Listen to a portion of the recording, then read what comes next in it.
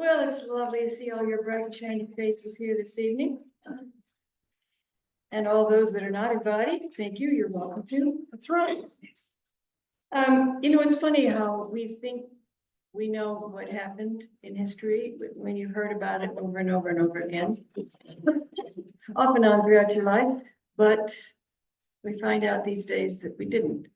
And Rosa Parks is a good example of that for me.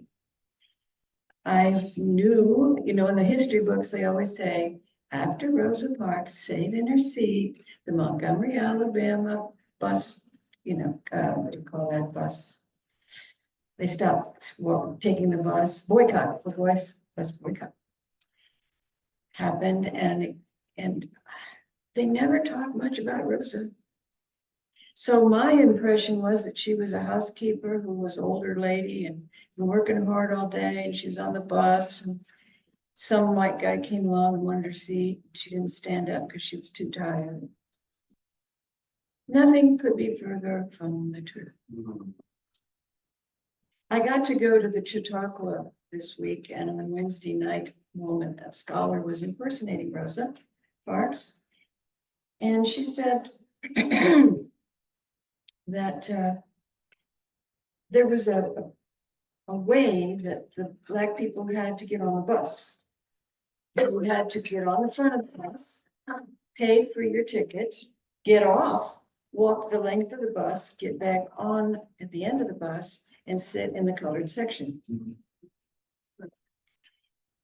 And you weren't allowed to go straight through down the aisle. That was total no-no. So what happened that day in December was that she had gotten on the bus, paid her ticket, got off the bus, walked the length of the bus, got on in the back, and sat in the front row of the colored section. A few stores down, a few stops down, a white guy got on. There was no more room in the white section, so he stood by her, expecting her to, and the whole row, to get up and move back. And she sat there. The bus driver yelled abusively from the front, "Get up and move back." Well, the two Black men that happened to be sitting next to her got up and moved back. So she moved over by the window, allowing plenty of room in the row for the man to sit down. The bus driver by this time is totally incensed, and he says, "You get up and move back."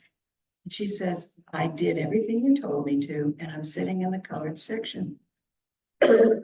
Why should I have to get up?" He said, "Because I told you to, and if you don't, I'm going to call the cops." So she says, "Then call the cops." And they rode up on horseback, I guess. And they came on the bus. And she very kindly said to them, "Why do you treat us so badly?" And the one cop said to her, "It may not be fair, but it's the law, lady." I think he agreed with her.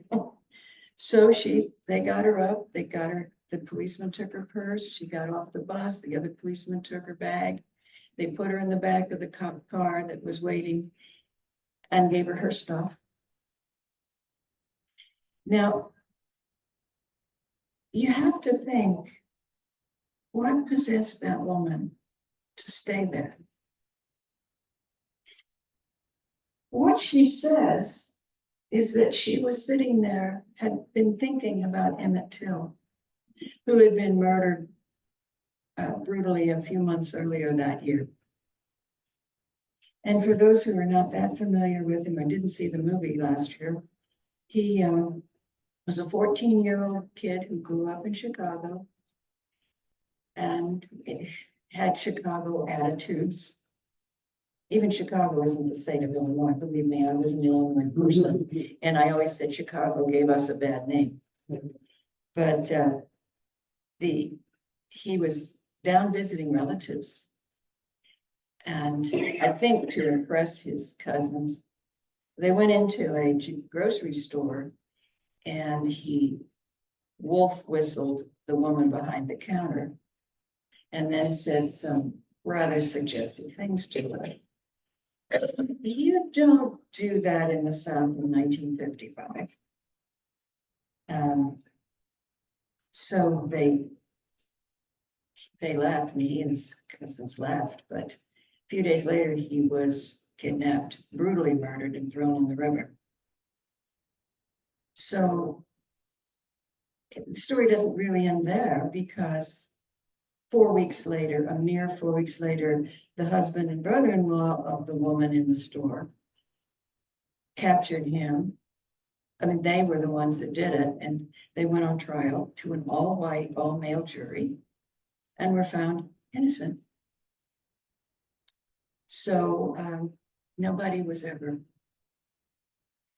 it was just one of those crimes that everybody except, well, he did what he was supposed to do, therefore he got what he deserved.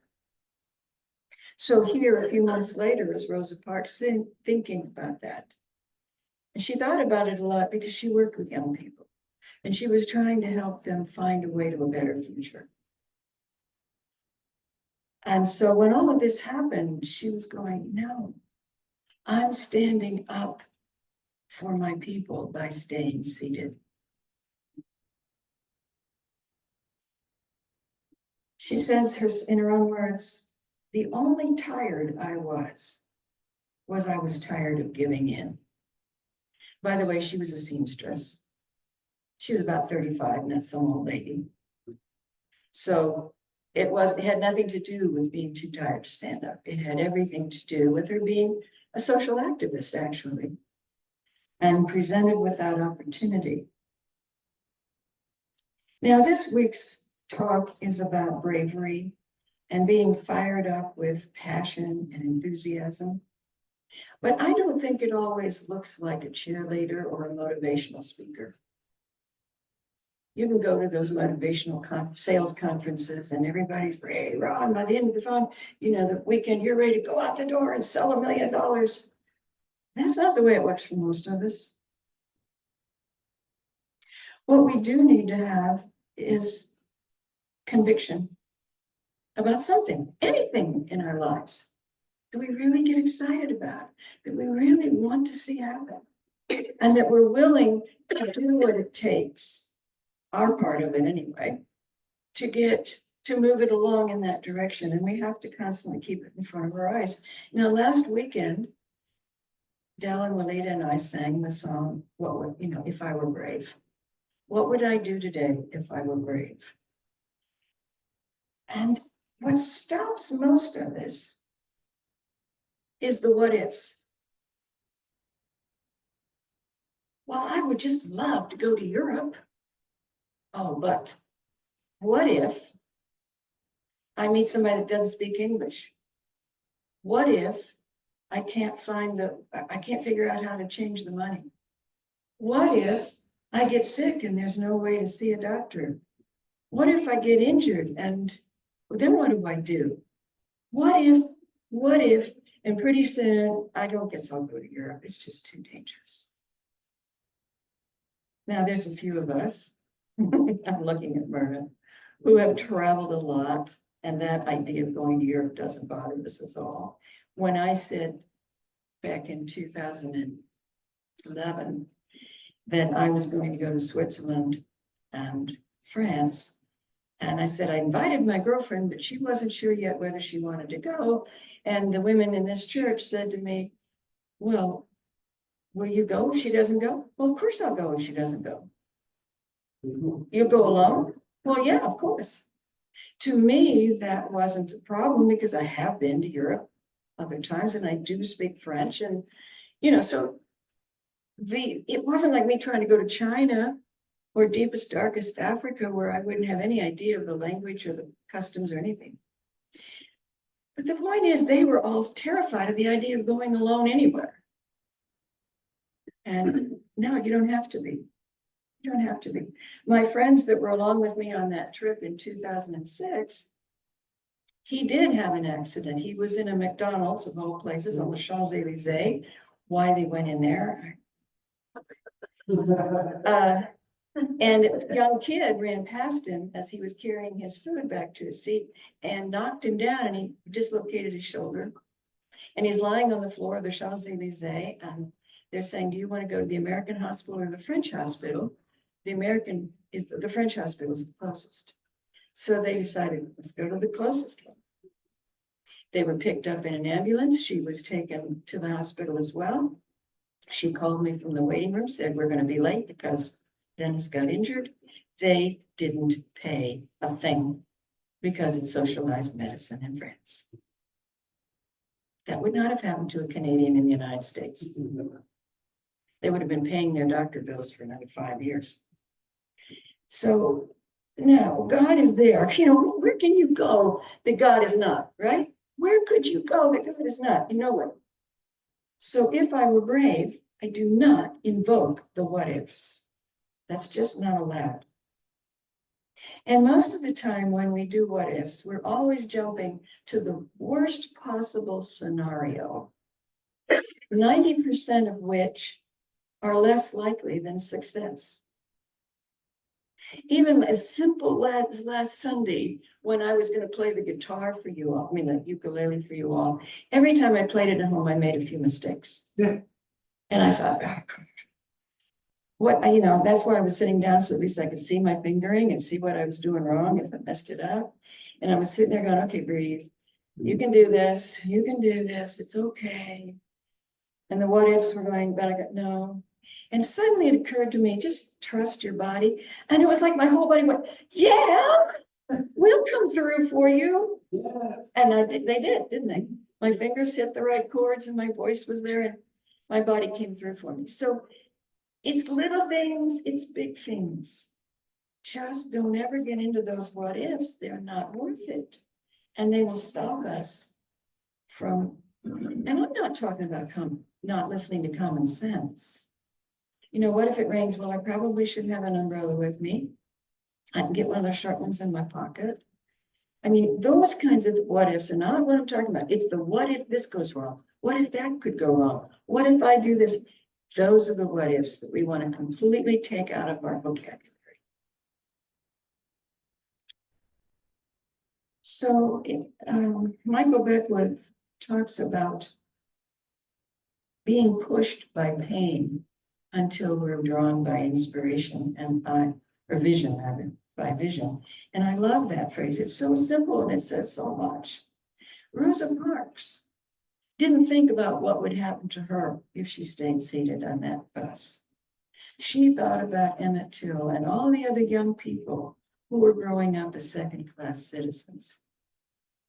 And she wanted to call attention to the unfairness and the humiliation of the bus system in Montgomery. And she was basically saying, enough is enough. But at no time did she worry, oh, but if I do this, what'll happen to me? No, she just did it. It was like the right moment to do it. And in her own words, she says, you must never be fearful about what you are doing when it's right. Now, last week's song said, if I refuse to listen to the voice of fear, would the voice of courage whisper in my ear? That's my favorite line from the whole thing. The rest of it's very repetitive, but that's the bridge. If I refuse to listen to the voice of fear, would the voice of courage whisper in my ear? CSL headquarters wrote, being fired up requires an inner conviction, fortitude, and resilience to get back up if we fall down, knowing that we're growing stronger with each and every step. As we cultivate our consciousness of courage, conviction, and commitment, we become fired with holy boldness as the wings beneath our, the wind beneath our wings. I like that. I thought that just summed up the whole thing. Now, it's interesting that Rosa, after she did this, received many death threats and hate mail, but she was always relying on her conviction that love was the strongest force in the universe. And if her purpose was noble and her means loving, that God would protect her. And obviously she was. It's interesting now, I stopped at where she got arrested because this in itself speaks to this idea that love produces after its kind. So when she said to the policeman, and he responded to her rather respectfully, well, ma'am, it's just the law. And then they treated her with great respect. When they took her to the prison, to the jail, she said, could I have some water? Now there was a water fountain right there, 2 feet away, but there was a white water fountain. So they said, we'll have to see about that. Then they took all her information, put her in a cell. She said to the matron again, could I have some water? And the matron said, well, we'll have to see about that. She said, can I make a call? The matron said, we'll have to see about that. So she was sitting in the cell all by herself. And then the matron took pity on her and came over and said, ma'am, would you like to be sitting in another cell down the way with 2 other Black women? She probably said colored women. There's 2 women down there. Would you like to sit with them? Oh, yes, I would. She went down there and she talked to the women. They said, what are you in here for? You don't belong in here. And she said, well, I didn't stand up at the bus when they wanted me to. And even though I was in the colored section. So one of the women said, well, I had a fight with my husband and I had to hit him over the head with a frying pan and he called the police. But they never gave me my call and my family doesn't know where I am. And that was 57 days ago. Notice the difference. The woman that had been there for 57 days came in angry, afraid, really riled up. What was her name? Rosie came in, loving, centered within herself. And she was treated with an amazing amount of respect for a colored woman in 1955 who was, quote unquote, bucking the law. Then she said, so she went to make her call. She didn't know anyone knew she was there, but everybody, the entire NAACP knew about it because she was secretary of her chapter. Word got back. And she called her mother and her mother put her husband on. He says, I'll come and get you as soon as somebody gets here with a car because they didn't have one. So she knew she was leaving shortly. When she got back to the cell, the other woman said to her, if I write my name and number down, would you take it and call my family and let them know where I am? She said, of course. Well, the woman hadn't had a chance to write it, scribble it all down yet before the matron came back and said, you're ready to go. So as they were walking down the hallway, the woman crumpled it up and threw it at her, landed at her feet. She just calmly reached down, picked it up and put it in her pocket. And the first thing she did when she got home was to call the woman's brother, who was infinitely grateful because they had no idea what happened to the sister.